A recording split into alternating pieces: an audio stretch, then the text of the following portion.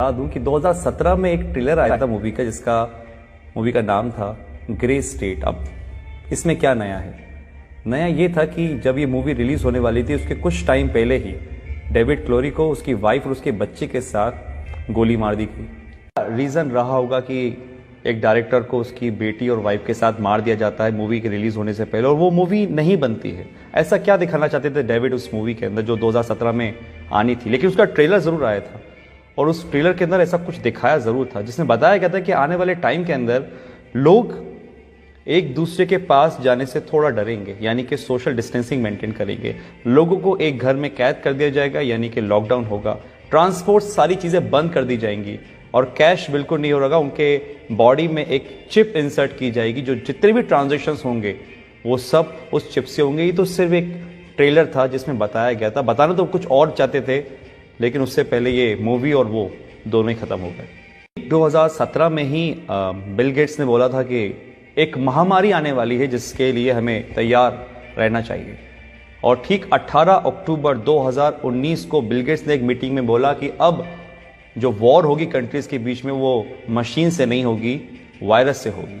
और अभी आप जानते ही बिल गेट्स को लेके क्या कंट्रोवर्सी चल रही है। आपको लग रहा होगा कि दो वीडियो का आपस में क्या कनेक्शन है। कुछ लोग समझ रहे होंगे, कुछ लोगों को समझ में नहीं आ रहा होगा। तो यहाँ पर एक यू टर्न आता है और मैं आपको ले जाता हूँ 1980 में।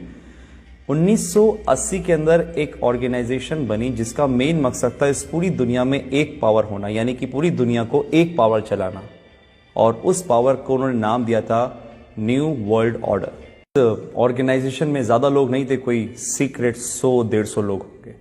और एक बहुत डरावने वाली बात इस ऑर्गेनाइजेशन की ये थी कि वो इस दुनिया की टोटल आबादी को 50 करोड़ में लाना चाह रहे थे, 50 करोड़ में। उनके टारगेट में थे वो देश जिसमें सबसे ज्यादा पॉपुलेशन है, जिसमें हमारा इंडिया भी होता है। सबके लिए उन्होंने एक प्लान बनाया जिसका नाम था MMP, mind control, money control, population control. Control यानी कि आदमी खुद से कुछ ना सोचे, जो वो चाहें वो आप सोचो, माइंड कंट्रोल। और ये किसके थ्रू होता? मास मीडिया के थ्रू। जो मीडिया में दिखाया जाएगा वो आदमी सोचेगा।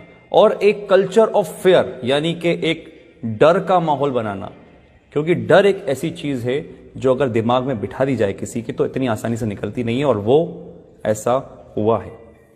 आज बहुत से लोगों का माइंड कंट्रोल करती है मीडिया, जो वो बोलती है वो आप मानते हो। और कल्चर ऑफ फेयर, डर का माहौल, ये तो आपने देख ही रहा है जो आजकल चल रहा है। कंट्रोल यानी कि आदमी जितना हो सकता है लेस कैश, कैशलेस, या जितना हो सकता है टोटली डिजिटल। और वो आपके सामने ही है। आज हमारी डिजिटल करेंसी किस तरीके से बढ़ रही है आपको पता ही है। पॉपुलेशन कंट्रोल, और वो कैसे होगी? जिस देश की आबादी बहुत ज्यादा, जहां पे बहुत सारे लोग हैं, क्योंकि एक देश की ताकत उसके लोग ही होते हैं, वहां की पॉपुलेशन ही होती है। तो उस पॉपुलेशन को कम करना, और आप कम करने का मतलब आई थिंक तो समझ चुके होंगे कि मैं क्या बोलना चाह रहा हूं। इतनी बड़ी ऑर्गेनाइजेशन चला रहा है, कौन ये सब कर रहा है, ये सब आपको आने वाले टाइम में अंदर पता चल जाएगा। क्योंकि आने वाले टाइम में सिर्फ दो लोग रहेंगे, एक वो जो काम करेंगे, एक वो जो काम करवाएंगे। अगर मैं इसको स्ट्रेट फॉरवर्ड बोलूं तो राजा और गुलाम। एक वो लोग जो इस दुनिया पे राज करेंगे और एक वो लोग जो उन राज करने वालों की गुलामी करेंगे। ऑर्गेनाइजेशन का एक एजेंडा था, एजेंडा 21, यानी कि 2021 तक इस काम को पूरा करना। और 2020 जब से स्टार्ट हुआ है, आपको पता है सब क्या हो रहा है। लाखों लोग हैं जो समझ पा रहे हैं इस बातों को, लेकिन करोड़ लोग हैं जो इस बातों को नहीं समझ पा रहे। एजेंडा 21, 2021 तक इन काम को पूरा करना। और अगर सीरियसली इस बातों में कुछ भी सच्चाई है तो हम बहुत बड़े खतरे में गाइस। ये वायरस आया जो कि हमारा है नहीं, किसी और देश से आया है। हम आपस में ही लड़ रहे हैं, कोई धर्म के नाम पे तो किसी काम के नाम पे। और जो इस एजेंडा का सबसे बड़ा फंडा था कि लोगों को आपस में लड़वा दो, आज हमारे घर में हम छोटी छोटी सी बातों पर विवाद कर लेते हैं। आज अगर हम घर से बाहर निकलते हैं तो हमारे घर वाले इस चीज के लिए प्रोटेस्ट करते हैं कि भैया घर से बाहर नहीं निकलो, बाहर जाओगे तो मर जाओगे। ये दिमाग में हमारे किसने भरा?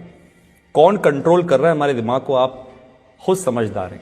बहुत से लोग बोलेंगे कि यार ये तो कुछ कहानी जैसी लग रही है। तो कहानी सही, क्योंकि जो अभी मौजूदा हालात हैं कोरोना से लेकर, ये भी कोई फिल्म की स्टोरी से कम नहीं है, जो बढ़िया से स्क्रिप्ट करी गई है और बहुत अच्छी तरीके से प्ले हो रही है।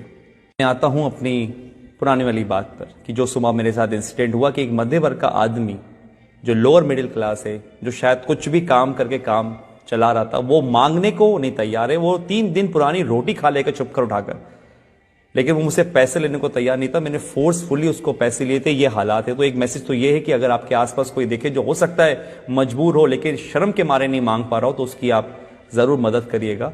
इतना तो हम लोग अंदाजा लगा लेते हैं कि कौन परेशान है कौन नहीं। दूसरी बात, अगर ये बात सही है कि जो 1980 में एक एजेंडा चला, एजेंडा 21, डर का बिजनेस, अगर ये सही है तो गाइस आप लोग समझिए, संदीप महेश्वरी, मिस्टर रॉय चौधरी, ऐसे बहुत से लोग हैं, बड़े बड़े डॉक्टर्स हैं जो आपको समझाने की कोशिश कर रहे हैं कि इसका मॉर्टेलिटी रेट बहुत कम है, 0.01%। 1000 में से एक इंसान मर रहा है, तो फिर किस बात का इतना हाहाकार मचा हुआ है? जस्ट बिकॉज ऑफ, क्योंकि हम जो न्यूज देखते हैं वो मीडिया से आ रही है। बात वही है, हमारे दिमाग को कंट्रोल करा जा रहा है, हमारे पैसों को कंट्रोल करा जा रहा है। आज हमारे पास इतनी आजादी नहीं है कि हम खुद का काम कर सकें। किसी के कहने पे हम दुकान खोलते हैं, किसी के कहने पे हम दुकान नहीं खोलते। ये हक हमसे छीन लिया गया है, पैसा कमाने का हमसे छीन लिया गया है। हम खुद से आज कुछ नहीं कर सकते। ये कहीं वो एजेंडा 21 तो नहीं? अगर है तो आज डर छोड़िए, अपनी इम्यूनिटी पे काम करिए, दिमाग लगाइए, लॉजिक समझिए। मीडिया क्या बोलती है वो नहीं, आप ये समझिए कि दूसरे जो लोग, लाखों लोग समझ रहे हैं लॉजिकल बात को, उसको पकड़िए, ठंडे दिमाग से सोचिए और फिर फैसला कीजिए कि आपको क्या करना है। आप डरेंगे नहीं तो आप संभल जाएंगे, और अगर आप संभल गए तो ये देश बच जाएगा। Thank you.